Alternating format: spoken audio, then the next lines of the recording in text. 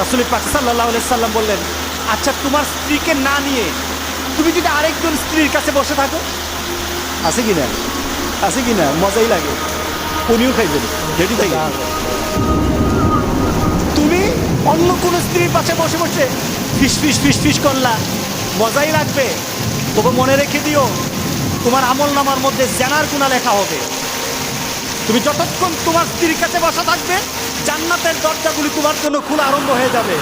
আর যতক্ষণ পর্যন্ত পরস্ত্রীর সাথে বসা থাকবে, ততক্ষণ পর্যন্ত তোমার আমল নামার মধ্যে গুনাহ লেখা হবে কিনা। সাহাবায়ে কেরাম বলেন, ইয়া রাসূলুল্লাহ, অন্য স্ত্রীর সাথে বসলে তো গুনাহ তো হবেই, তাহলে তার উল্টাটা তোমার হালাল বউর সাথে বসলে, তোমার হালাল যাকে হালাল করেছো তার সাথে বসলে সব হয়ে যাবে। সুবহানাল্লাহ, সুবহানাল্লাহ।